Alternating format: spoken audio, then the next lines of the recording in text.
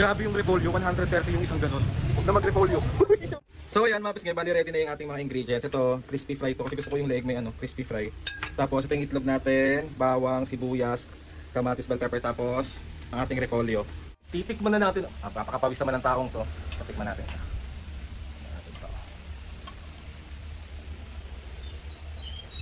Ay, wait lang si Papo muna, patikman mo muna si Papo. Okay, Papo. Ano rate ko? Ano? 8. Bakit 8? 8 lang. Bakit 8? Basta 8 lang.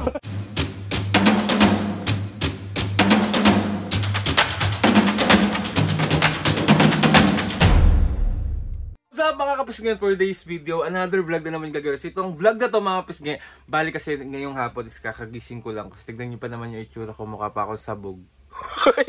Hindi magiging sabog. So na-miss ko magluto mga kapisngay, so kaya magluluto tayo ngayon. Samahan nyo ko today na ipagluto ulit si Mami at Papa. Naisip ko maggulay naman tayo. So ang lulutuin natin na ulam for Mami and Papo is ginisang repolyo. So with the twist to. With the twist. Ginisang repolyo na may itlog. With the twist, with the twist. So bago ang lahat mga kapisngay, samahan nyo muna ako sa palengke para bilhin yung ating mga rekado. Hindi ko alam kung anong itaterno ko sa ginisang repolyo. Pero baka mag-chicken na lang, pritong chicken o kaya pritong isda. Bahala na sa palengke kung anong maiisip ko. Yun. Ano ba? Sabi ni Mami at Papo, ako na daw bahala. So may ulam ba na ikaw na yung bahala? So ayun na nga, wag ko lang pagbuluin yung isip ko kasi kakagising ko lang, sobrang sabog pa tayo. Tara na mga pisngay, samahan nyo ako today. Ayun, samahan nyo. Let's go! So papunta na po tayo ng palengke, tayo po ay naglalakad. Mga pisngay, kapag sabaw ako today, wag nyo nang pansinin ha. Yan, dito tayo ulit bibili. Yan, dito. Kaya ito po. Grabe yung repolyo, 130 yung isang ganon. Huwag na mag-repolyo. Soy! 367. Nagulat ako may lumilipad eh.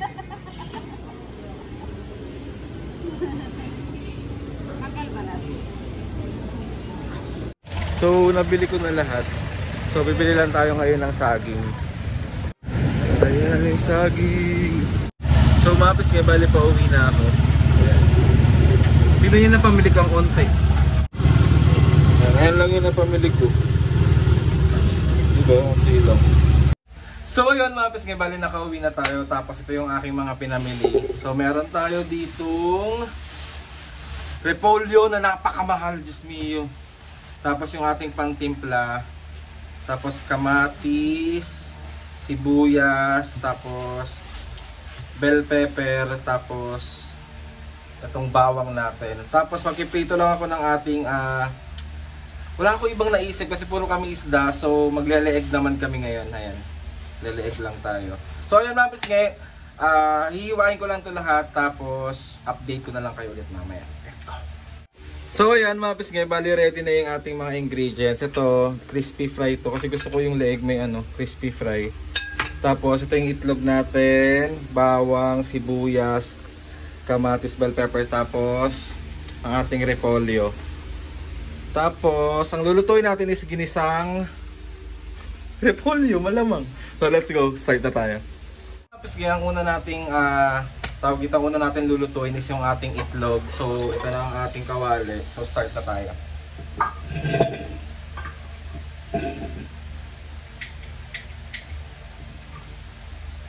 Kailangan muna natin i-scramble yung itlog. Yan ang babati. Ito, nabati ko na siya. Ayan. Let's go, let's go! Ito ang ating itlog at ilagay na natin siya.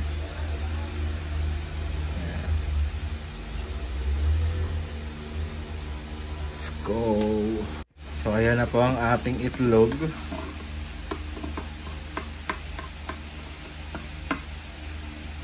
So start na natin lutuin ang ating ulam.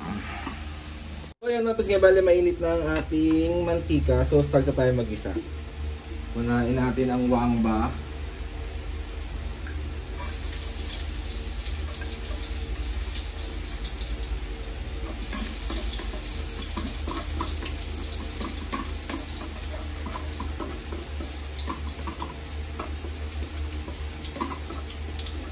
Tapos, sunod na natin ang ating sibuyas.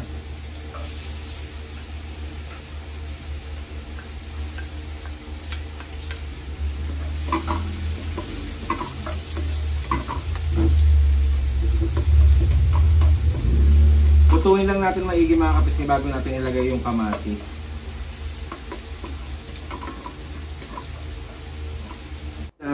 Sunod na natin ang ating kamatis. Wait lang, wala pa pala. Sunod natin yung kamatis.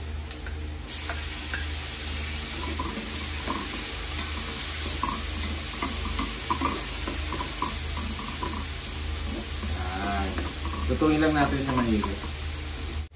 Tapos, sunod na natin ang ating bell pepper.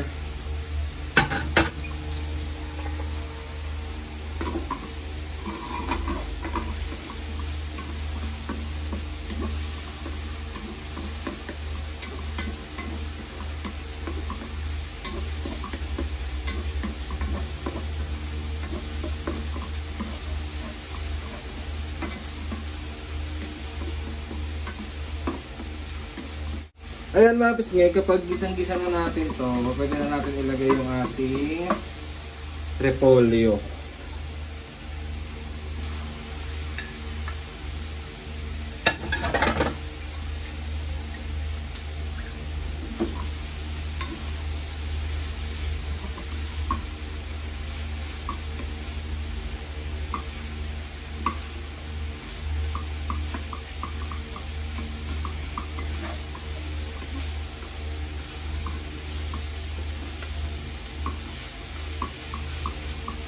Tapos, lagyan lang natin ng konting tubig.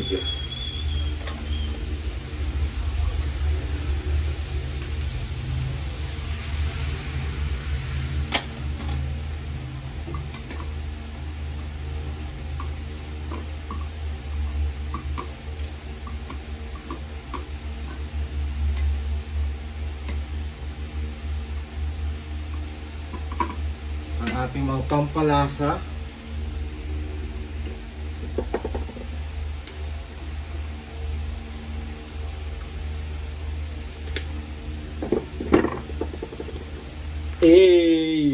Oyster.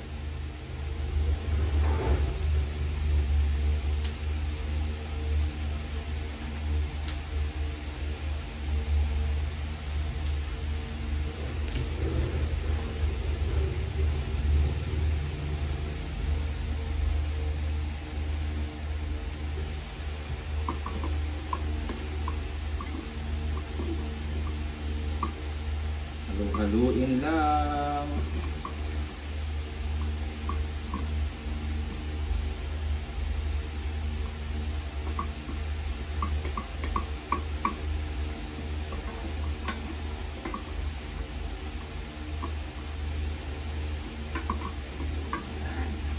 Malambot na ang ating repolyo. Pwede natin ilagay ang ating itlog.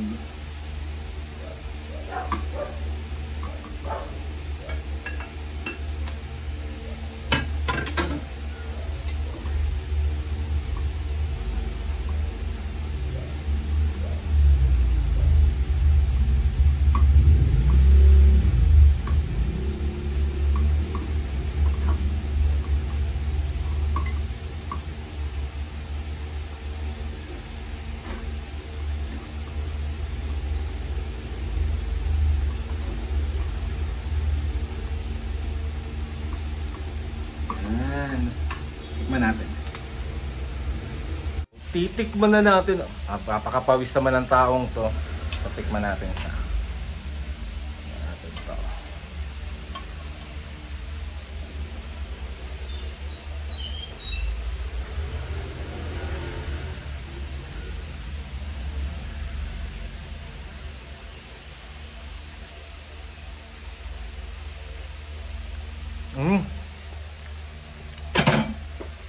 Perfect. Hop. Yan na ang ating ginisang repolyo. Diba? Perfect. Ako magprito. Tapos ito yung mga lalagyan ko na ng breading. Yan. Let's go! Ayan, done na. Okay. Cute. Mapis nga bali yun yung aking niluto na ang tawag dito, ginisang repolo. Tapos ito yung ating leeg. Tapos nakaready na rin yung pagkain ni Mami at Papo. So syempre, bago ang lahat, ipapatikim natin sa kanila. Mami ha, buong puso ko tong niluto ah. Kahit ba buong puso mo, kung hindi ako masarap, ano yan ang gagawin ko? Wait lang, huwag ka muna man judge. Yan mo masarap eh.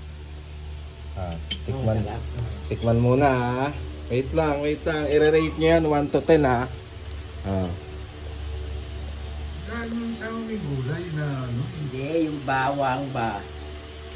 Game na? Game. Tikman mo ha.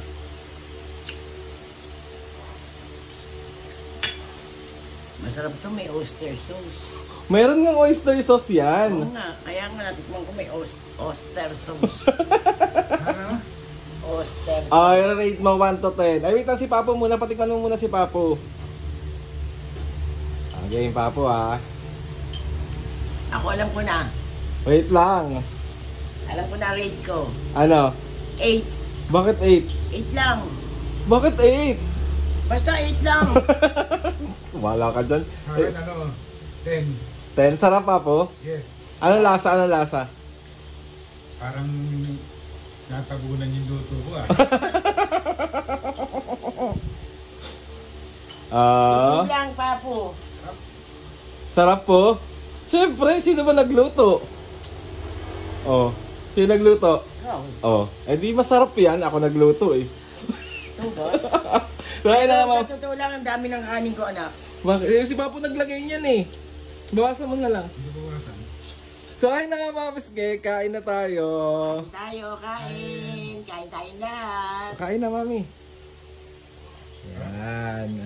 Perfect diba? Tapos meron silang saging. Ando na rin yung mga gamot nila. Ay may kulang ako. Bazu.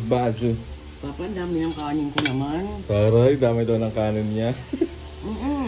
Di ba dami nga, napadami si Dami. Papo ng lagay. Konti na lang kasi kumain si Mami paggabi mga kapisngi. Ayan, ganyan lang. Sige, kukunin ko na lang yan dyan. Kain ka. Tignan nyo naman, oh. Ang perfect niya, no? Oh. Tignan nyo. Wala ka nang hanapin. Pwede na ako mag-asawa. Bilisan mo. Sa mga kapisngi, kain na muna kami. Magbabay na muna kayo. Bye-bye, kain kayo.